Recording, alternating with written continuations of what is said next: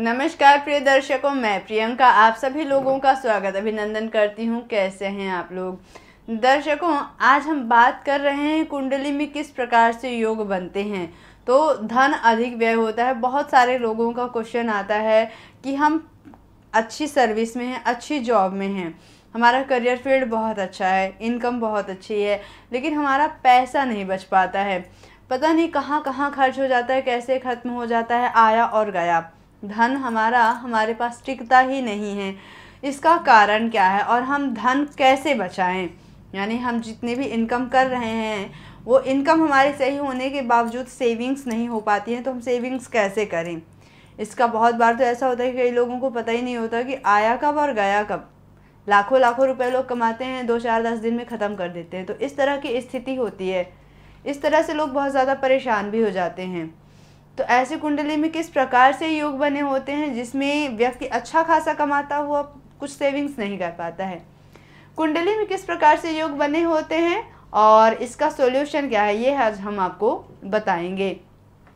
तो सबसे पहले, यदि धन भाव में सूर्य हों और शनि से दृष्ट हों, यानी शनि और सूर्य आपस में शत्रु हो गए, सूर्य आग है और आपका द्वितीय भाव धन भाव है, तो यदि सूर्य वहाँ पर होंगे तो आपके धन को खत्म करेंगे, सेविंग्स नहीं होने देंगे। और शनि और सूर्य शत्रु हैं, तो शनि भी यदि देख लेंगे स्पेशली तो बिल्कुल भी सेविंग्स नहीं होने देंगे। तो ऐसे में धन का नाश होता है। व्यक्ति चाहे जितना भी कमा ले लेकिन उसका धन बच नहीं पाता है।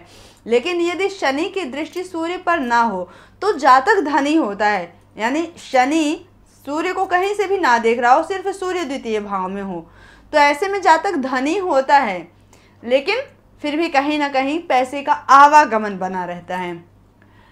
अब उन योगों को भी देख लेते हैं जिनसे व्यक्ति आर्थिक परेशानियों से उलझते रहते हैं, आर्थिक परेशानियों में पड़े रहते हैं। तो धन भाव में यदि बृहस्पति हूँ और उस पर बुध की अष्टम भाव से दृष्टि पड़ रही है, यानी द्वितीय में बृहस्पति, देवगुरु बृहस्पति और अष्टम में बुध एक दूसरे को परस्पर दृष्टि संबंध से देख रहे हों, तो ऐसे में भी दोनों आपस में शत्रु कहे जाते हैं। तो ऐसे में भी धन का नाश ही होता है। धन भाव में बुध बैठे हों और उस पर अष्टम भाव से चंद्रमा या किसी भी पापी ग्रह की दृष्टि पड़ जाए, तो ऐसे में भी धन का नाश होता है, क्योंकि चंद्रमा को भी बुध अपना शत्रु मानते हैं। तो अष्टम स्थान जो कि दुख का स्थान है, तो इसलिए वहाँ पर धन हानि होती है। चंद्रमा और मंगल की युति लक्ष्मी योग बनाती है, लेकिन यह योग कुंडली के द्वितीय भाव यानी धन भाव में अच्छा नहीं माना जाता है। ऐसे में भी धन का नाश ही होता है, व्यक्ति की अच्छी सेविंग्स नहीं होती हैं। सूर्य और राहु की युति अगर धन भाव में हो या पंचम भाव में हो या दसम भाव में हो, तो ऐसे में जातक कोई भी रिस्क का काम अगर करता है तो उसमें परेशानी में पड़ जाता है। शेयर मार्केट आदि अगर ऐसे फील्ड में कुछ इन्वेस्टमेंट करते हैं तो इसमें धन का बड़ा नुकसान होता है। अगर सूर्य द्वादश स्थान में हो तो यात्राओं में कई बार कीमती धातुओं का नुकसान करवा देते हैं, यानी चोरी करवा देते हैं। चंद्रमा राहु की युति धन भाव में हो या पंचम भाव में हो, तो ऐसे जातक को जुआ, सट्टा, शेयर बाजार या शॉर्टकट में पैसे कमाने की लत लग जाती है और दशा अनुकूल न होने पर अचानक बड़ा नुकसान उठाना पड़ जाता है। ऐसे में भी धन की हानि होती है।